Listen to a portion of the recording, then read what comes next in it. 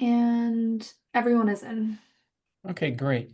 Good evening. I am calling this public hearing to order at 6 p.m. in accordance with the Massachusetts Wetlands Protection Act, MGLC 131, Section 40 in the Boston Wetlands Ordinance, Boston City Code Ordinances, Chapter 7-1.4. The Boston Conservation Commission will hold a virtual public hearing this evening on November 5th, 2025, to review the following projects to determine what conditions, if any, the Commission will impose in order to protect the interests of the public and private water supply, groundwater, prevention of pollution, flood control, prevention of storm damage, protection of fisheries and land containing shellfish, and protection of wildlife habitat. This evening's hearings will be followed by our regular meeting, and in accordance with Chapter 107 of the Acts of 2022, we are conducting this meeting online. To ensure public access to the deliberations of the Conservation Commission, the public may access this call through telephone and video conferencing. Additionally, the meeting is being recorded. If you do not wish to be recorded, please turn off your video. Members of the public may have an opportunity to ask questions and provide public comment on applications and discussions. To do so, please raise your hand or type in the chat in the application via the Zoom meeting platform. If you are calling in and cannot use the platform, you can raise your hand by pressing *9 and *6 to unmute yourself, or send your questions to staff via email at cc@boston.gov. For the record, I am Michael Parker, Chair of the Commission. Could staff please identify themselves? Elena Idamary with the Environment Department. Dee Dee Hernandez with the Environment Department. Max Harledge with the Environment Department. Great, thank you. I'll call the roll of present commissioners. Commissioner Sullivan. John Sullivan. Commissioner Linay. Amy Linay. Commissioner Conan. Anand Tiruvengadam. Commissioner Estes Margiasi. Steve Estes Margiasi. Great, thank you. So a few announcements here for those of you who are here for the notice of intent for DEP file number 006-2073 and Boston file number 2025-034 from Epsilon Associates on behalf of Channelside Acquisitions LLC for the proposed construction of a publicly accessible overlook over the Fort Point Channel. The applicant has requested that we continue that hearing. Also, there was a second project for Channelside regarding the bicycle path, which is notice of intent for DEP file number 006-2083 and Boston file number 2025-041. Also a request for continuance from the applicant for that one. And thirdly, for what is known as the Barking Crab Restaurant, notice of intent for DEP file number 006. Unassigned file numbers, that has been, the applicant has requested continuance for that as well because there is no DEP or Boston file numbers have been assigned yet. So for those three items, if you're here for those items, hopefully we'll have them on at the next hearing. So with that, for notice of intent for DEP file number 006-2073 and Boston file number 2025-034, I'd entertain a motion to continue that hearing. So moved. Second. Second. Thank you. Commissioner Sullivan. Aye. Commissioner Linay. Aye. Commissioner Conan. Aye. Commissioner Estes Margiasi. Aye. And I vote aye. That carries 5-0. Okay, why don't we just do all the continuances here? So for notice of intent for DEP file number 006 unassigned, I'd entertain a motion to continue that hearing. So moved. Thank you. Commissioner Sullivan. Aye. Commissioner Linay. Aye. Commissioner Conan. Aye. Commissioner Estes Margiasi. Aye. And I vote aye. That carries 5-0. And finally, notice of intent for DEP file number 006-2083 and Boston file number 2025-041. You entertain a motion to continue that hearing. So moved. So moved. Thank Second. you. Commissioner Sullivan. Aye. Commissioner Linay. Aye. Commissioner Conan. Aye. Commissioner Estes Margiasi. Aye. And I vote aye. So that carries 5-0. Oh, one more item. One more continuance requested by the applicant, which is a request for the original order of conditions for DEP file number 006-1979 and Boston file number 2024-003 from Weston and Sampson Engineers on behalf of the Boston Parks and Recreation Department for the proposed playground improvements at the Ryan Playground on Alfred Street. 75 Alfred Street, 73 Alfred Street, something like that. Very close. One of those two in Charlestown. I'd entertain a motion to continue that hearing as well. So moved. Second. Thank you, Commissioner Sullivan, Aye. Commissioner Linay, Aye. Commissioner Conan, Aye. Commissioner Estes Margiazzi, Aye. and I vote aye, so that carries 5-0. Okay, we're down to 2. So, next item on the agenda is notice of intent for DEP file number 006-2049 and Boston file number 2025-021 from CDW Consultants on behalf of the Massachusetts Department of Conservation and Recreation for the proposed renovations to the existing U.S. Army Signal Corps Station building, including the installation of a new concrete sidewalk, repaving of the parking lot, regrading to redirect stormwater, and the replacement of existing stairs and porches at 2010 William J. Day Boulevard, Castle Island, South Boston. Resource areas land subject to coastal storm flowage, 100-foot buffer to coastal bank. This was continued from the October 22nd, 2025 hearing. Who's here on behalf of the applicant? I'm here. My name's Kim Barnett with LDA Architects. I'm here, Eric Wilhelmsen with CDW Consultants. Great. Okay, thank you. So I think where we left it last time, thank you for filing the supplemental materials.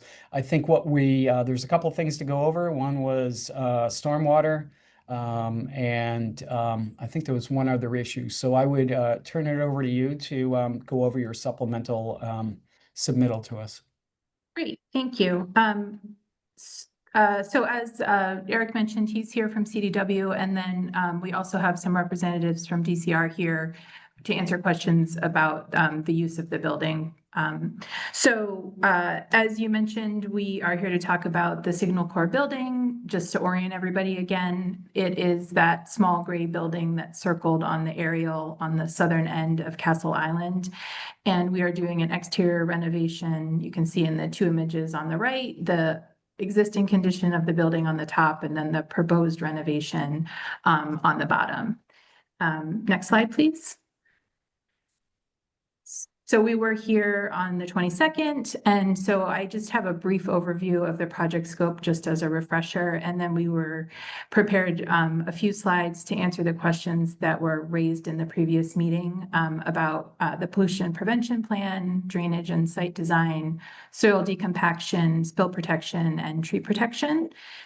So we'll just go into that quickly and then get to the questions you guys had asked. If you could go to the next slide. So the project that we are doing is a renovation of the Signal Corps building, which is the historic building built in the early 20s. And it's currently used by DCR staff and the environmental police who work to maintain and manage Castle Island, which, as everybody knows, is a very popular DCR property. So the goals of the renovation are to address structural deficiencies, the building envelope deficiencies, provide ADA accessibility, and improve the access to the site itself. We are coming to the commission now because we are trying to get this renovation completed in time for the 250th anniversary events that are happening next spring and summer. And then, as you all know, we are here specifically because we are within the 100-foot buffer to coastal beach and also in the land subject to coastal storm flowage area. Next slide, please. So the specific scope of the project is adding the new accessible ramp on the front side, which you can see in the proposed rendering, replacing the deteriorated front and rear porches, providing a new accessible path to the new stairs and ramps, reconfiguring the driveway slightly, and then also slight regrading around the entry to the driveway to eliminate the existing ponding that happens there, to provide better access to the site for staff. All in all, the changes are resulting in 14 square feet reduction in the paved area and the impervious area. So on the next slide, We added this slide in to answer the questions related to the pollution prevention plan. So you can see in the drawing on the slide, the gray area is the existing paved area. The building and the small outbuilding are in the pink color. And then the limit of work, which is also the line of the erosion control barrier, is that dark black dashed line. So the pollution prevention plan, as it's identified in our drawings, will have the, prior to construction, the contractor will install the straw wattles and silt fences along that dark dashed line that is our limit of work, as well as the stabilized entrance at the gate, which is identified on the drawing as well.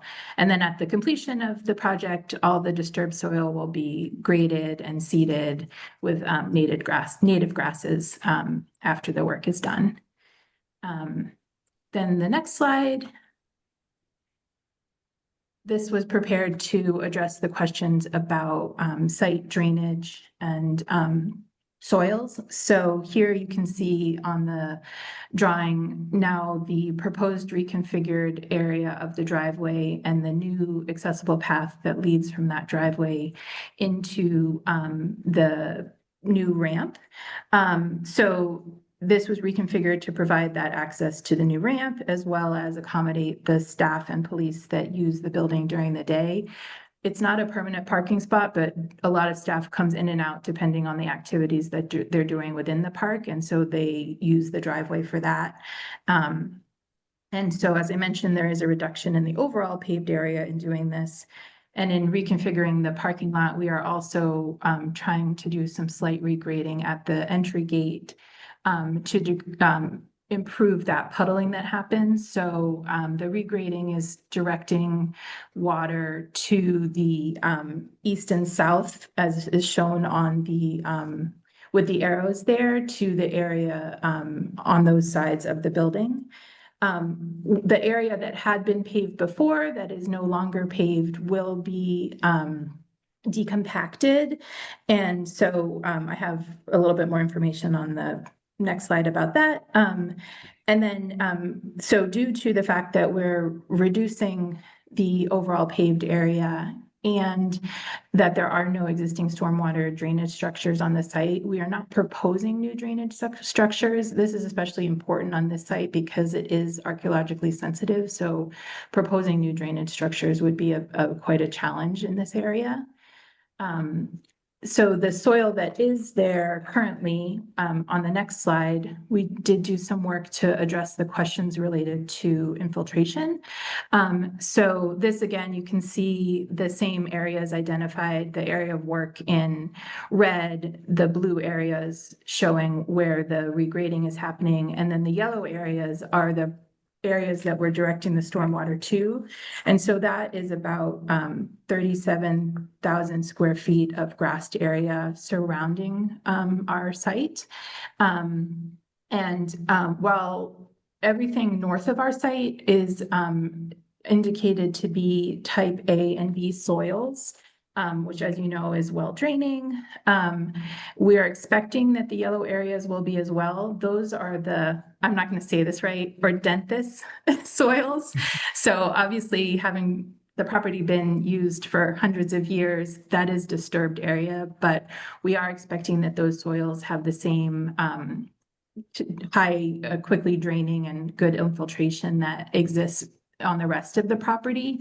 And so that's the area that we will be directing that small amount of puddling towards. And then moving on to the next slide. The additional question had been raised about how the area that had been paved would be decompacted and restored. So the green area here shows the area that had previously been paving, which would now be a grass area. And we've included in the drawings now, based off the question that was asked, that the upper 6 to 8 inches of the soil will be loosened using hand tools or light tilling. The surface will be regraded to match the surrounding lawn, and then it'll be seeded with native grasses to reestablish vegetation and stabilize the soil. So we've added that in since the last meeting and the question that was raised. There were two more questions. One was about spill protection, which we have addressed on the following slide.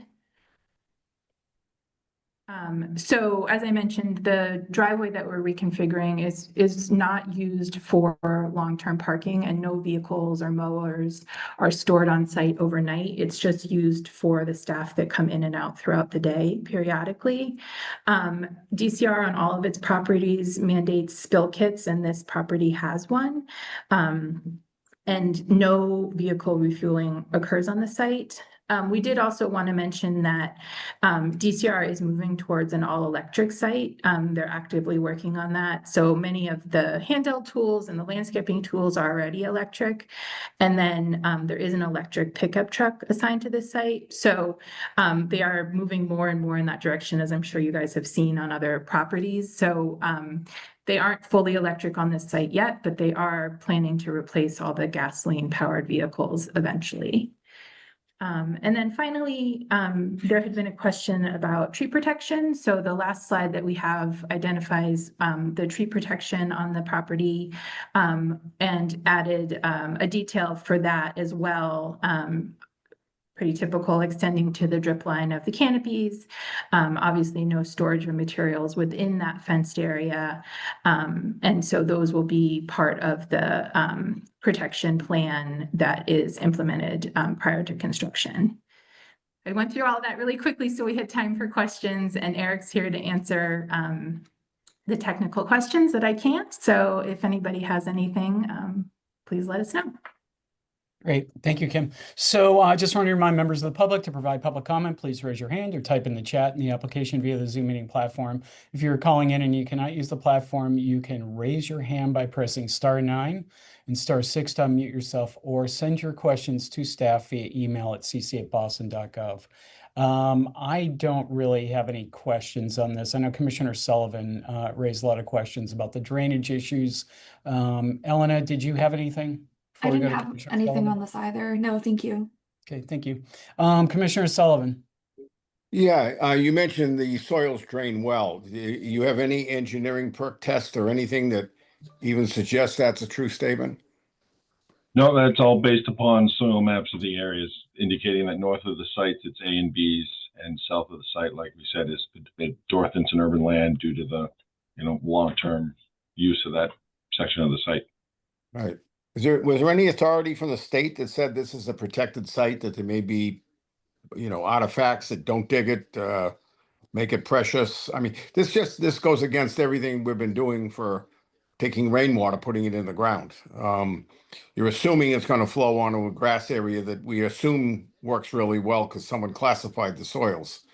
That doesn't fit. Well, you're going to be redoing a driveway, and as a minimum, and I'm sure anybody would, you're going to be chopping it up or making it, doing something with it. You should be putting back permeable as a minimum and trying to redirect all the water to that permeable surface, which would force the water underground, 6 inches or so. It just seems like a swift little kick. Don't worry about it. We'll just do this. And, I just think it's a slight. I don't think there's enough work's been done. Running a quick perk test should have been the easiest thing in the world, which I assume you were going to do, to say, yep, this soil is great. This grass can take not only what falls on it, but it can take anything we divert from impervious areas. If we direct it on, it'll take it right away. So it just seems, it's trust us, believe us. And that's just not generally the way we accept data. So those are my just comments. Okay. So quick question regarding a perk test. Where would the perk test be done? Like it looks like we're going to be going that way. So what sort of protocols are you looking for with this perk test? What sort of area does it need to cover? How many sampling points are there? What are you thinking? Well, I would just say if they're going to use an area and say we're going to discharge our water to this area, they would simply do a perk test to show us that it actually can take as much water as we believe, even if there's a little ponding on it. So I would suspect they would. I don't know what the topographic is here. I've got a pretty picture, but I don't know how the water really flows. Somebody must have some kind of, even if you have LiDAR data. I know the state's got a lot of LiDAR data. So you must have it there. You must know which way the water would flow. from this site onto those other grass areas you showed us. The way you show it, that could even be upland, so water doesn't flow uphill very well. So I would have assumed you would have done LiDAR, we would have a mini topo to understand which way it would flow. And wherever you're trying to direct the water, just say to us, yep, it infiltrates great.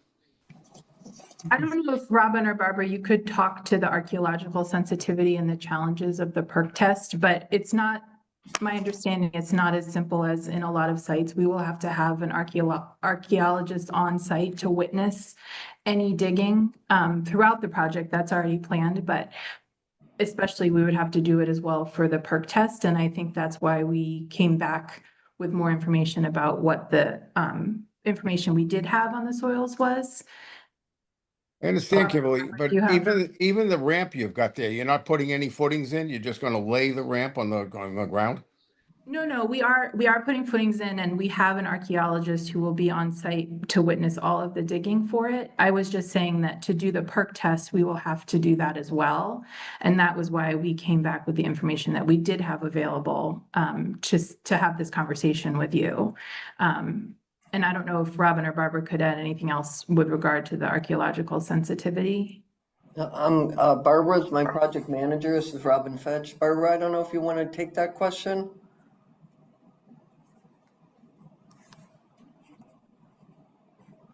If you can. Sorry. I can't find my We video. can hear you. We can't see you, but we can hear you. So the area immediately around the building is considered disturbed soil. There is a foundation under that. So the immediate perimeter around the building is considered previously disturbed with this building construction. Outside of that area, we have been told to avoid disturbing the ground. Yes, we can till the top few inches to decompact the soil and that sort of work, but we've been told that we should avoid at all costs any other digging beyond the immediate bounds of the site, which the existing porch we're going to replace those footings. They're not considered suitable anymore. We're going to put it right back in the same place. Similarly, on the backside, yes, there are new footings for the ramp, but again, there also are some old antenna foundation right where you see that landing. Those we're going to remove again under the eye of an archaeologist, hand digging a lot of it. And again, we're going to put the ramp back where those underground structures were already placed. So just to make a distinction between that work around the building and other areas on the site. The ponding is occurring on a currently paved area. During heavy storms out there, I've talked with staff about it. There have not been other areas where we have any of the water ponding or lingering.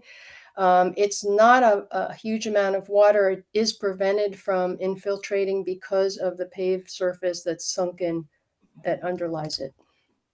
I don't know if that's helpful or not. Yeah, so just help me out with that. Is it considered that it's already disturbed the area? You have an existing porch. When you're going to put the new porch, you've got footings, so that's considered disturbed. So you're allowed to dig in that area. Is that true or? It's that immediate vicinity around the building. The porch footings, there are already footings there for the porch. We don't know how deep they are.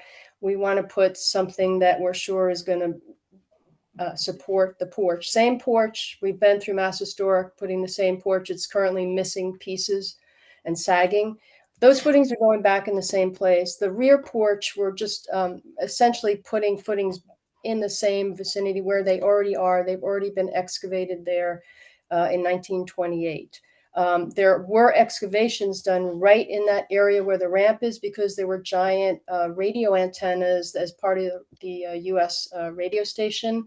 So that area is also considered, it's less sensitive. Once we move outside those already disturbed areas, essentially the whole island, but this area is considered highly sensitive, and we've been told not to do any sort of digging in this vicinity.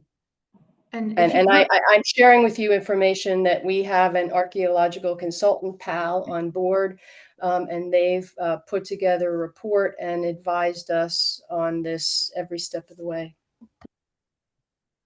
Okay.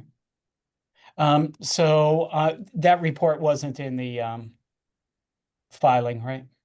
it's not. Okay. But, Okay, but- Commissioner Sullivan, Well, I'm confused because if it's already been disturbed and you're allowed to redisturb it again to put in footings, why can't we have some kind of structure or just place so we don't get an inch of water put in? We get half an inch of water in. We give it a shot where you can do this because the archaeologist said, yeah, you dug it up before, you can go at it again. Or maybe I'm not understanding what you're telling me. I thought you said it was disturbed, so that's okay. You can do the stuff there, but you can't go redisturb something brand new where no one's touched before. I think they were saying that the disturbed areas are basically in the area of that existing porch and along the area of that new ramp. And once you If you move, could go to slide 5, I think it would be helpful. Well, I just as a statement in downtown Boston, people put infiltration systems underneath basement floors. So you could put an infiltration system underneath a porch that you were rebuilding. If it's the idea of not disturbing any more land. It just seems to me it's like we could give it the hand wave. We don't even know if the grass can take the water. You tell me I got what you said about the soils should be able to. But if you just showed us something that says, okay, we'll give it our damnedest, we'll protect the land. I'm not trying to disturb old archives or anything or cut into anybody else's turf. It just seems you have an opportunity here and we're skirting by it. yeah. So maybe a solution here is for staff to review the archaeological report that you got to determine if there are any areas where there might be some sort of perk testing performed. We're sort of relying on hearsay here as to what the report says. And so, does it say the entirety of the site has never been disturbed and you shouldn't touch anything? I think that's what Robin was saying earlier. But we probably want to see that report just so that we cross our T's and dot our I's. I guess the other question I have is the report that you got from I assume a private consultant. What sort of interaction is there with the state agency that regulates these types of sites? How did your consultant come to his or her conclusion? I'm sorry, you're talking about PAL and the sensitivity of the site? Yeah, Michael? yeah. That's based on years of records, and we kind of have, and some of this isn't really public information because we don't want to encourage the general public to go digging around on our sites, right? But we have sort of an overlay, Barbara, correct me if I'm wrong, that shows the most sensitive areas on this island and what we should really try and avoid. Yeah, And so, sorry, go ahead. No, go ahead.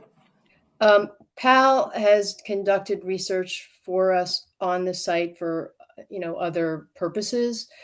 They have researched our archives and the state archives and have a very comprehensive understanding of the plethora of buildings that have occupied the sites for hundreds of years. That is protected information. We are not allowed, we'd have to seek permission to release that. It's considered, not only is the site sensitive and we have sort of blocked out areas, I'm not even aware of some of this stuff because we really take seriously our protection of the site. We could probably provide you with the kind of color-coded areas for zones of sensitivity, if that's something that you would find helpful. Okay. So this is not a process where you file with MHC or something and they send you something back and okay. We did file, Michael, with MHC and have received approval on this project so far. They do want us to do actual monitoring for any breaking of the ground plane. So we are retaining PAL as a consultant, as an archaeological consultant, so that when we're doing a footing, they're standing there right beside us digging the hole. Okay. I'd like to add that in addition to the MHC approvals, the PNFs, we've also had to apply for state archaeological permits to Yes. do, even for the replacement of the 2 footings on the front porch. That we filed for that separately and then realized that it would make more sense to do all the footings while we have reasonable weather. So they've gone back and we have a second archaeological permit still pending on this work. Okay, so here's what I'm going to throw out for Commissioner Sullivan, because I'm sure that you would like to get this work started. You probably have money in the budgeting cycle. It looks like a beautiful project here and needed. I'm wondering if we could insert a condition in the order of conditions that sensitive information be shared with staff.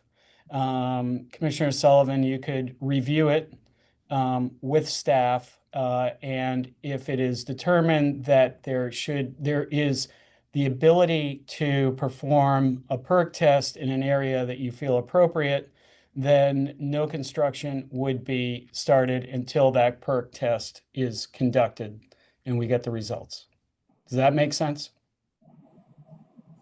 Well, I mean, yeah, it's a proposal. I get to vote anyway, and everyone can vote to approve it. Yeah. That's fine. I just think this is let's run through. I'm protected. I don't have to do any work. No attempt. We went through this one hearing before.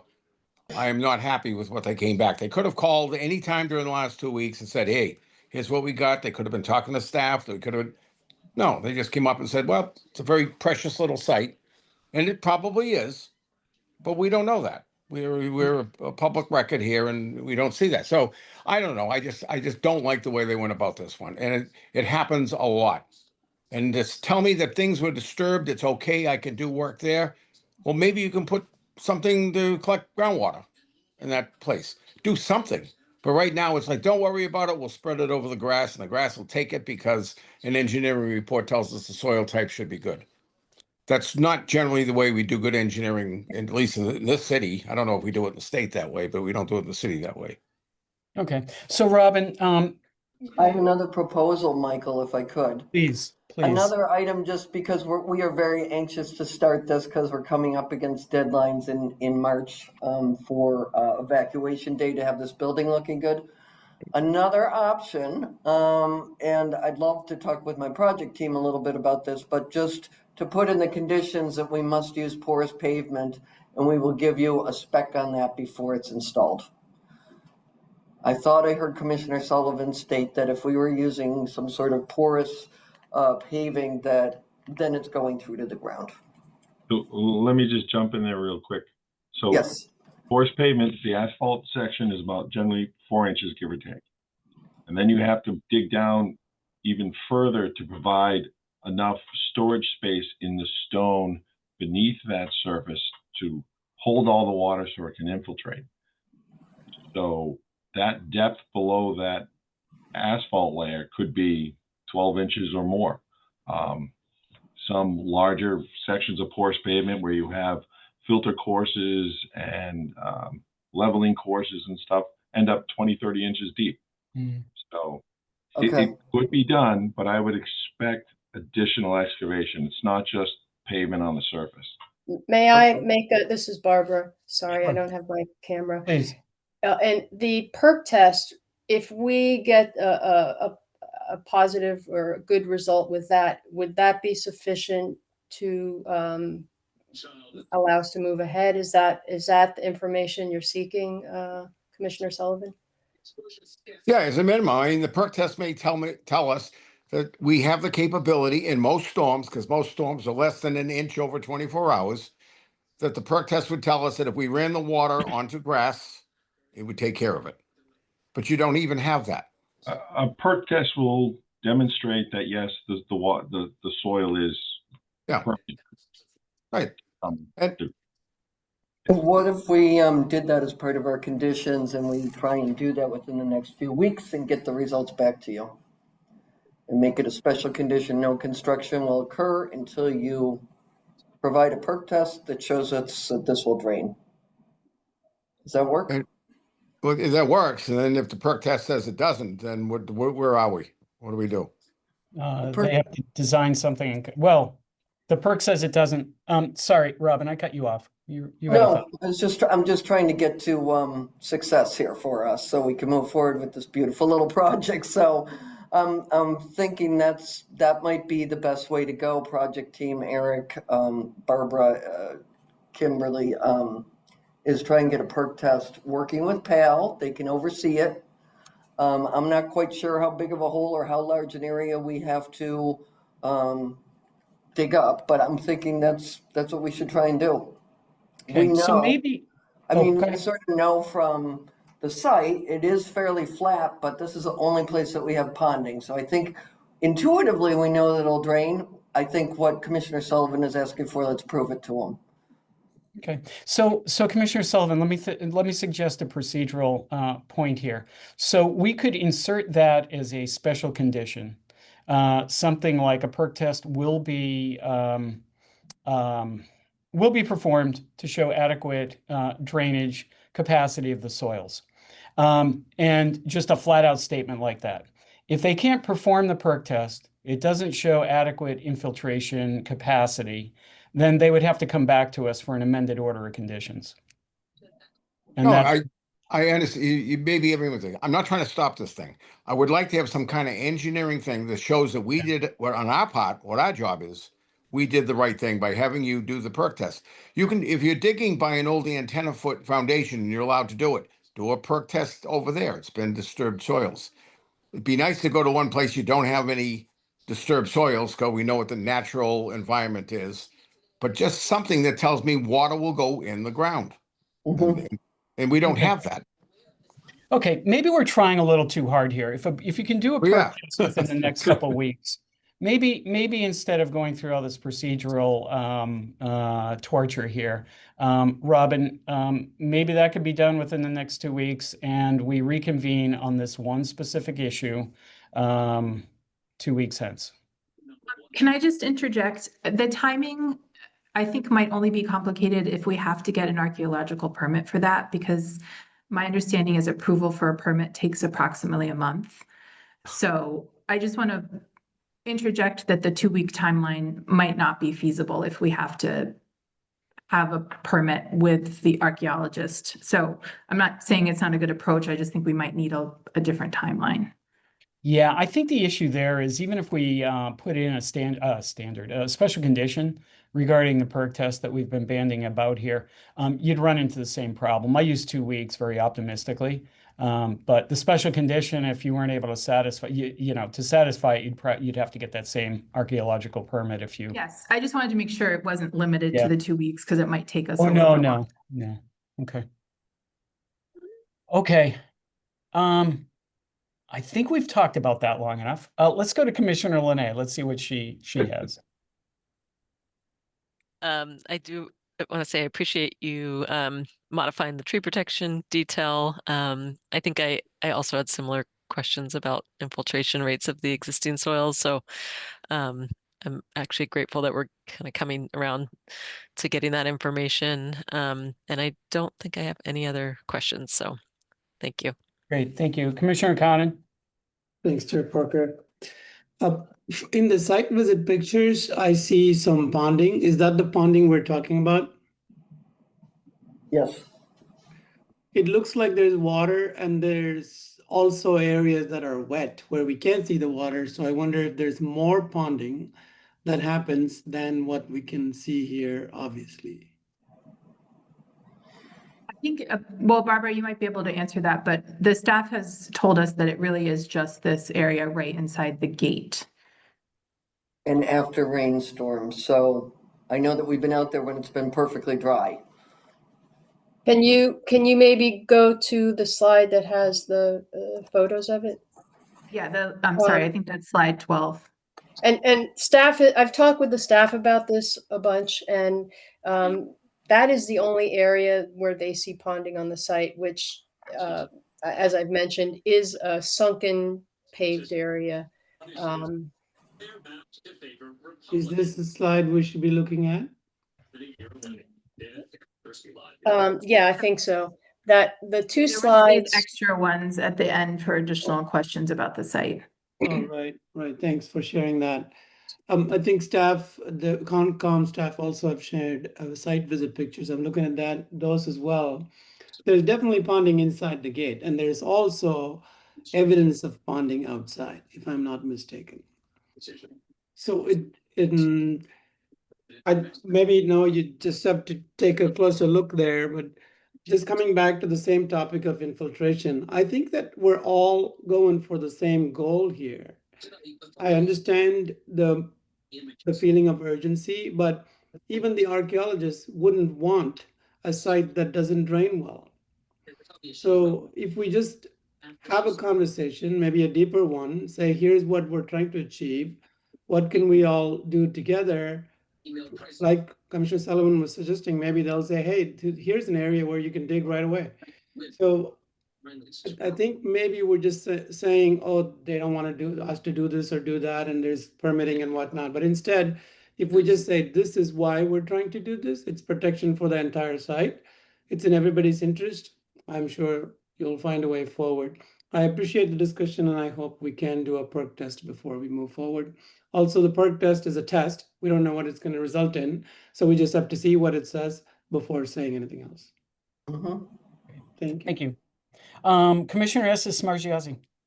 I appreciate the robust discussion. I would say after all this discussion, I lean towards Chair Parker's original suggestion of special condition, allow the project, most of the project to move forward, demonstrate that in fact flow onto the grass is going to work with a couple of perk tests.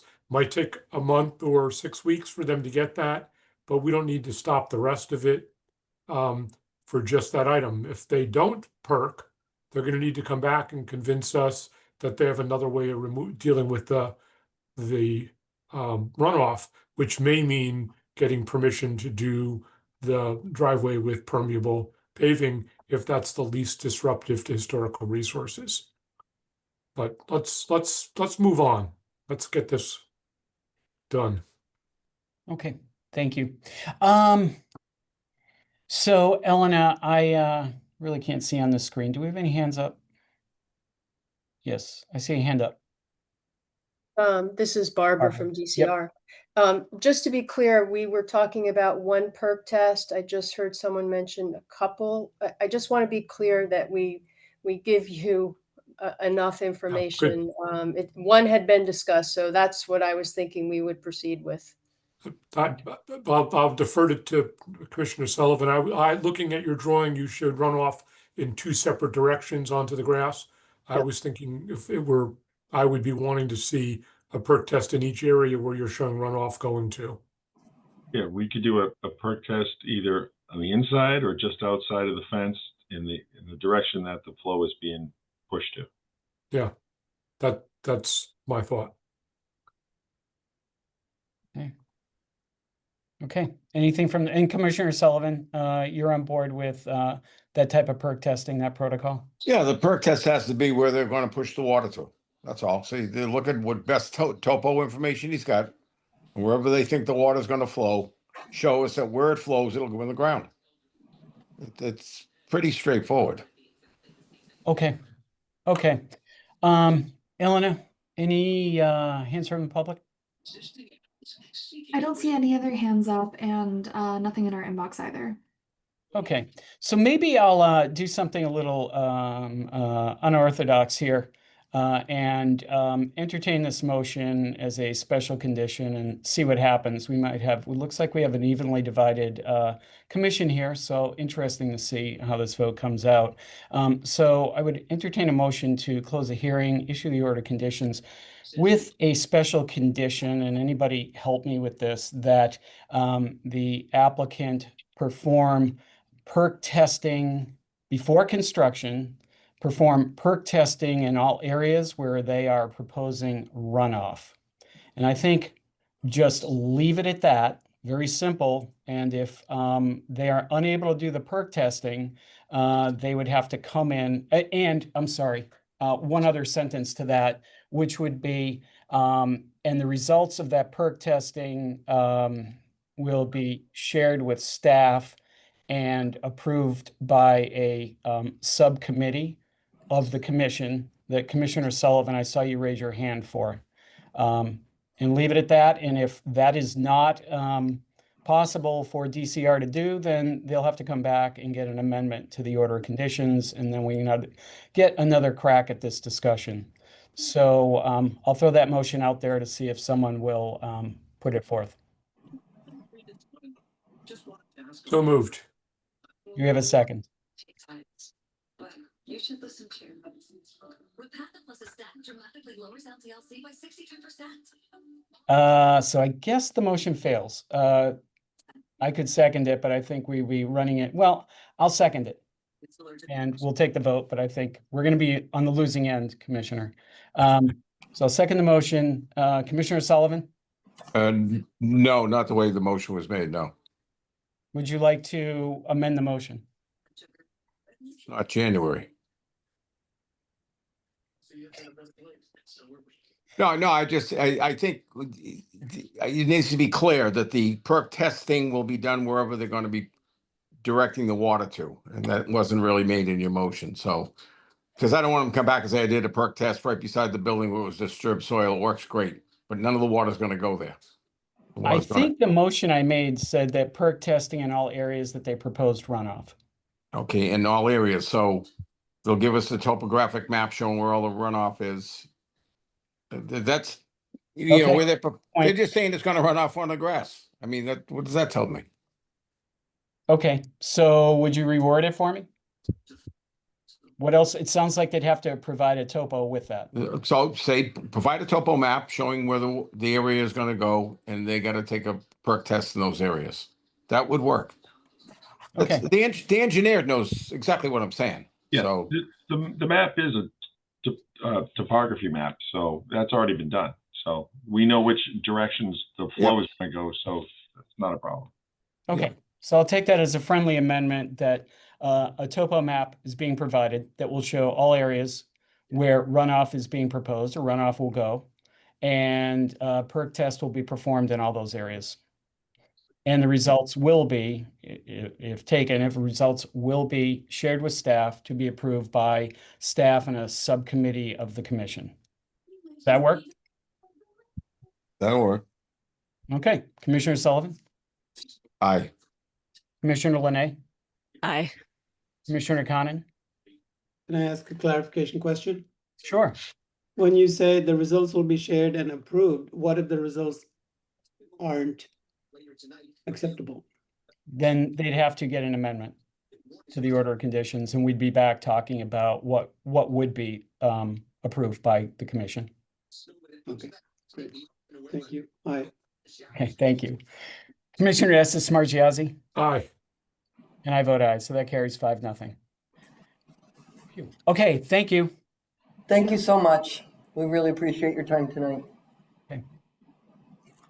Okay, next item on the agenda, notice of intent for DEP file number 006-2084 from Childs Engineering on behalf of the Massachusetts Port Authority to conduct 5 water borings at the Massport Fire Boat Dock and 7 water borings at the Massport Ferry Terminal near Logan Airport, 1 Harborside Drive in East Boston. Resource area is land under ocean designated port area. Who's here on behalf of the applicant?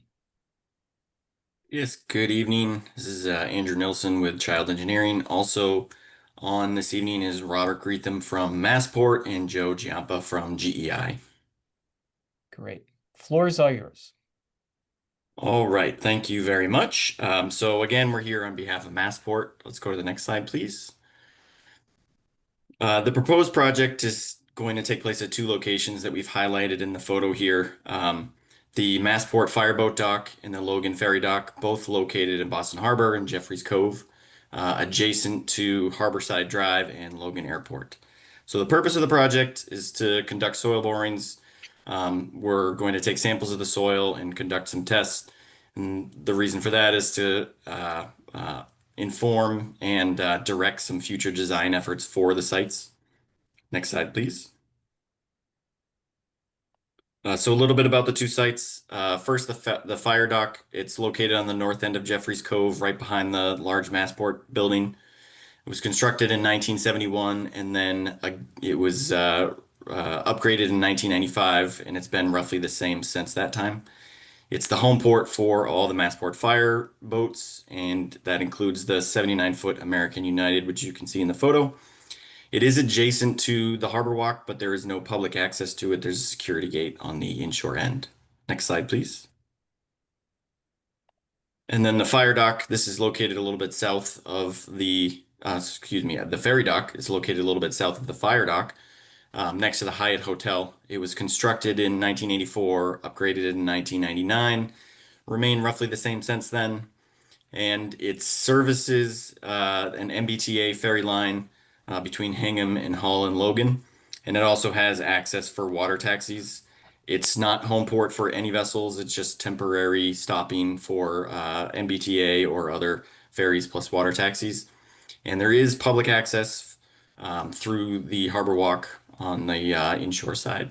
Next slide, please. So the proposed work that will be conducted is going to be done on behalf of Massport. It's going to be overseen by both Childs Engineering and GEI, and the soil boring will be conducted by New England Boring Contractors. So both Massport, Childs, and GEI have extensive experience working with this contractor in Boston Harbor and outside Boston Harbor. We propose to conduct 5 soil borings at the fire dock, and we say up to 7 at the ferry dock, but since our initial application submission, we've actually come across some additional information that's allowed us to reduce those. So we're talking probably roughly 4 or so. So 5 at the fire dock and then roughly 4 at the ferry dock.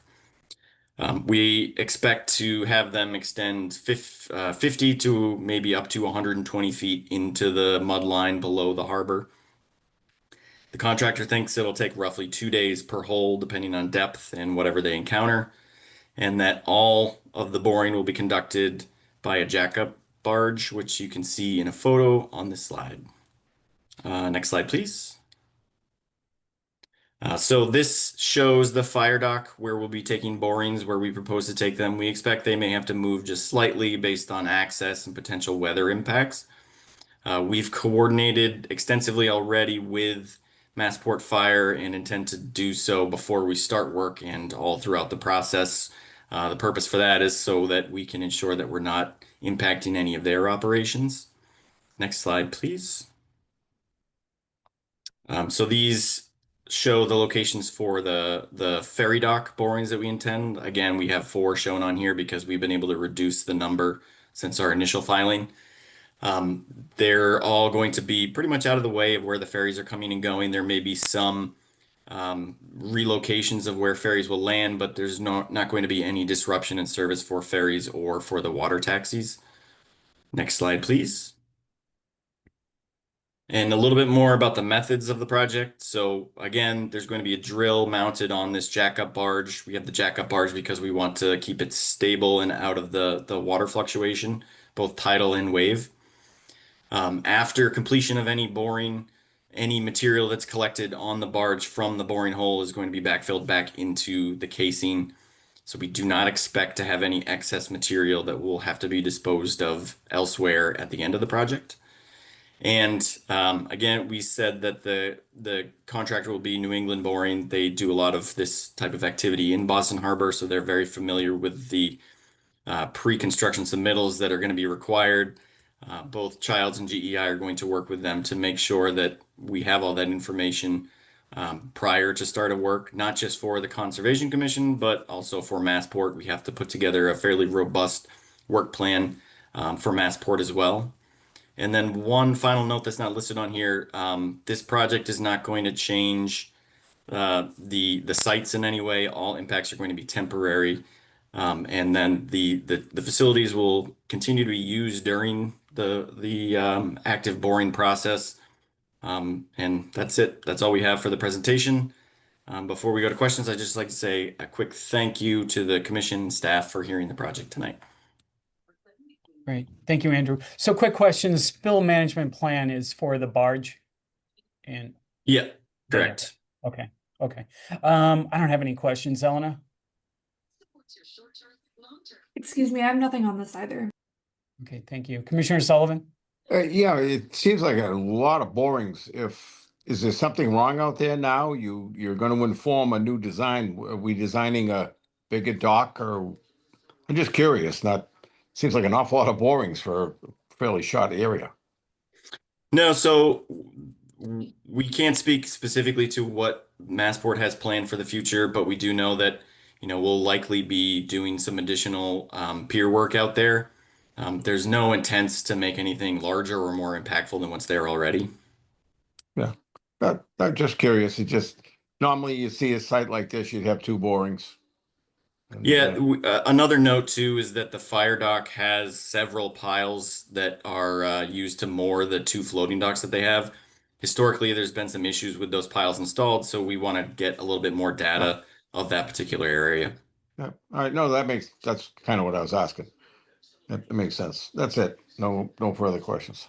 Okay, thank you. I want to remind members of the public to provide public comment. Please raise your hand or type in the chat in the application via the Zoom meeting platform. If you're calling in and cannot use the platform, you can raise your hand by pressing *9 and *6 to unmute yourself, or send your questions to staff via email at cc@boston.gov. Commissioner Linay? I don't have any questions. Thank you. Thank you. Commissioner Conan? Andrew, did you say the resource area is not disturbed? The impacts are just going to be temporary. Again, we're not putting any new structures there. The only impacts that we're going to have are the 3 spuds that are on the barge. They're going to be resting on the mud line during the active soil boring, and then the boring casing itself is just a few inches, maybe I don't know exactly, 4 to 6 inches in diameter. That's correct, Andrew. The boring is a disturbance, though, isn't it? I mean, Yeah, again, I mean, obvious. we're talking about a small temporary one because we're going to backfill back into the hole. So the intent is that afterwards, we're going to walk away from the site and it's going to look pretty much the same as it did when it started.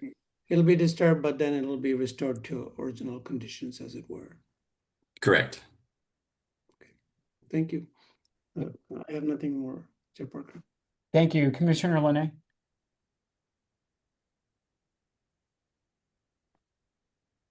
I'm sorry, Commissioner Estes Margiazzi. I went backwards. Okay. Yes, did. I no further questions. Okay, thank you. Elena, anybody from the public raise their hand? I see no raised hands and nothing in the inbox either. Okay, thank you. Okay, so with that, I would entertain a motion to close the public hearing and issue the order of conditions. So moved. Second. Thank you, Commissioner Sullivan. Aye. Commissioner Linay. Aye. Commissioner Conan. Aye. Commissioner Estes Margiazzi. Aye. And I vote aye. That carries 5-0. Okay, thank you. Thank you all. Okay, so there have been 2 continuances besides the continuances I called out at the top of the hour. Notice of intent for DEP file number 0061996 in Boston, file number 2024-021, and DEP file number 0062042 in Boston, file number 2025-014. We'll now begin our regular meeting. First item on the agenda are certificates of compliance. First one is a request for a certificate of compliance for DEP file number 0061597 from Epsilon Associates on behalf of 135 Morrissey Owner LLC for the renovation and landscaping improvements of the former Boston Globe building located at 135 Morrissey Boulevard in Dorchester. Eleanor, what do we have on that? We are still waiting on some final changes to be made, and we haven't heard from the proponent team, so we'd recommend holding off on a vote for now. Okay, thank you. Administrative updates, what do you have for us? Yes, so apologies. I had included the first one, which is a request to lift an enforcement order. However, Commissioner Herbst is the person who's been sort of seeing that project through, and as she's not here tonight, I'm going to hold off on that. You're more than welcome, of course, to ask any questions that you might have about the restoration report, but I won't be requesting that the commission vote to lift the enforcement order today. The second administrative update is a notice of the MWRA's Chestnut Hill Reservoir drawdown, which always happens this time of year. So just a notice that that is happening as per usual. And third update is that we are planning to publish our 2026 filing deadline, site visit date, and hearing date schedule for the year on Friday. And I had sent out a PDF of that a few weeks ago to the commission. I didn't hear back from anybody. That being said, if something has come up or if you notice anything that seems odd about it, please let us know.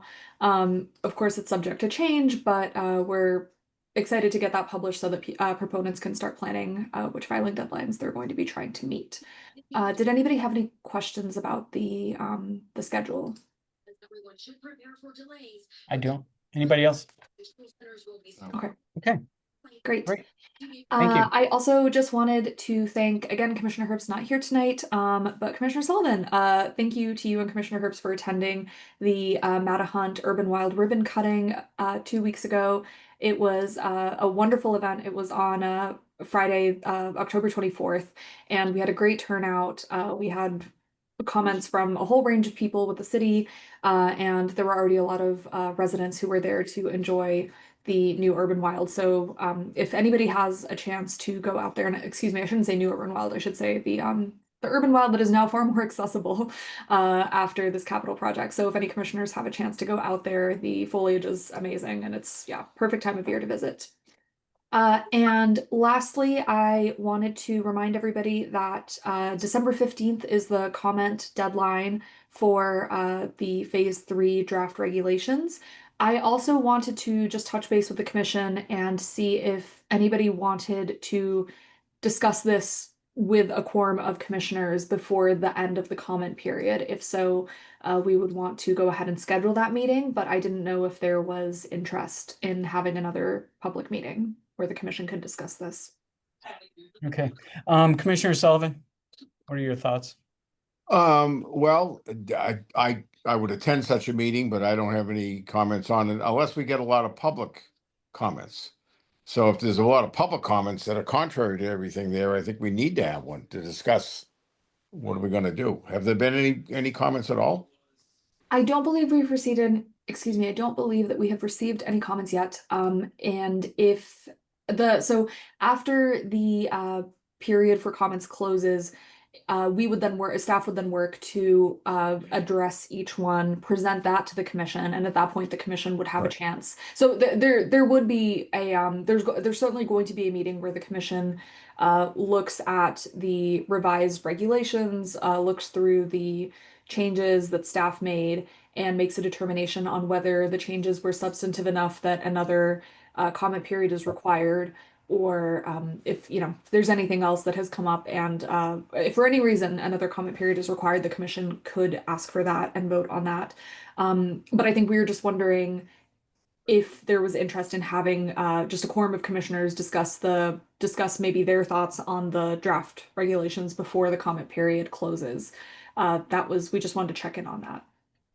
Right, but as commissioners, we can independently write our own comment Yes, in absolutely. chamber anyway. Yep, So unless somebody 100%. writes them in, I'm not sure. For having a meeting, I mean, I love talking with you guys, but I'm just saying, let's not make meetings when we don't need them. Yeah, So. I agree. What I'm seeing here is January 21st, we have a Concom hearing, special hearing and that would be after the public comments are due. Correct. So about 5 weeks after, right?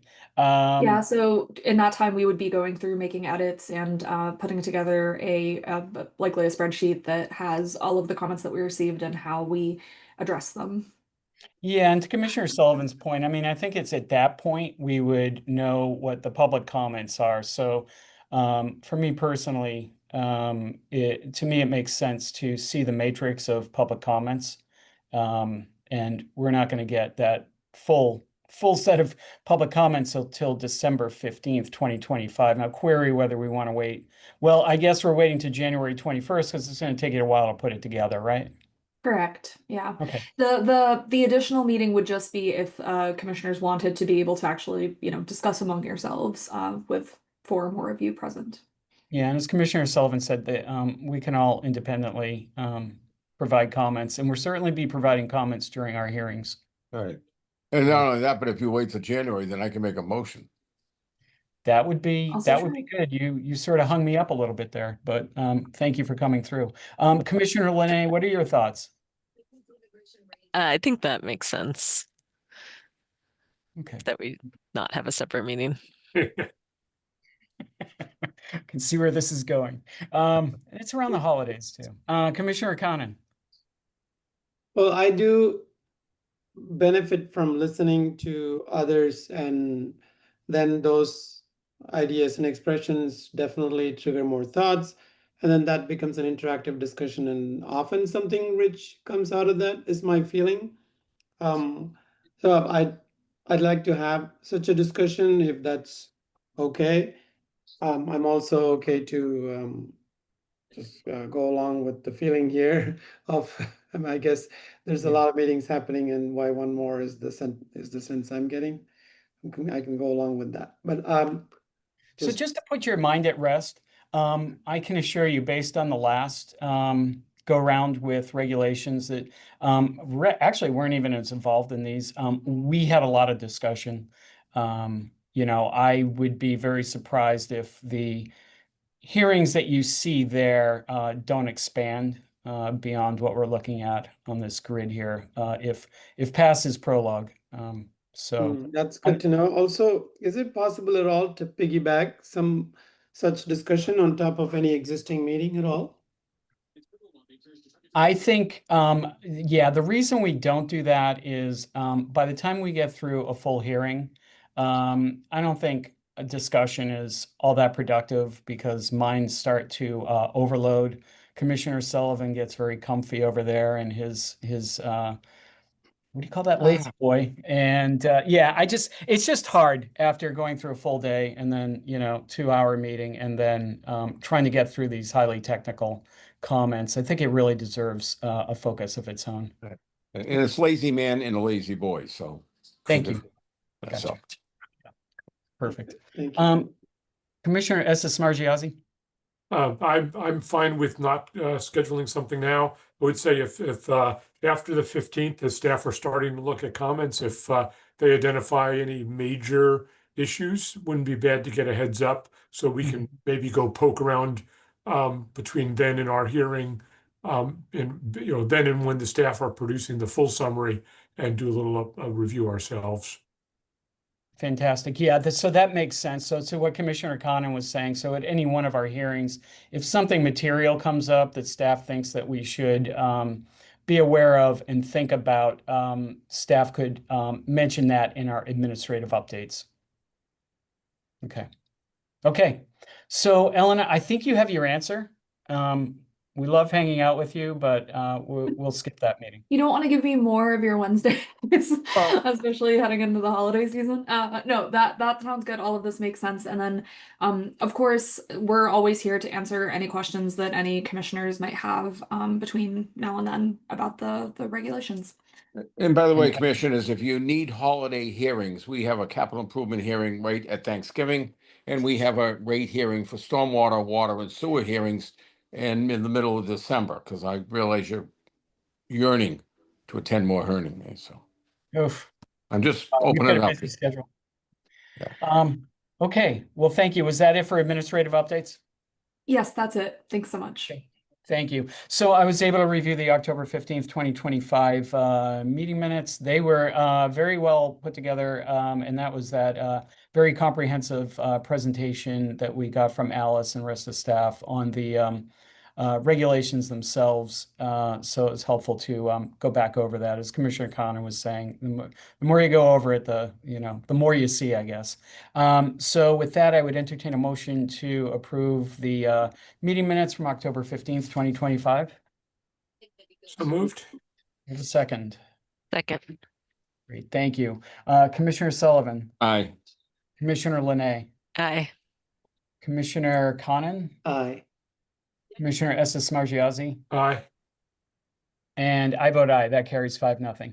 Okay, Elena, Dee Dee, and Max, and if Alice is on the line, thank you very much. And we'll see you all in a few weeks. Thank you so much. Have a great evening. Good night. Good night. Thank you.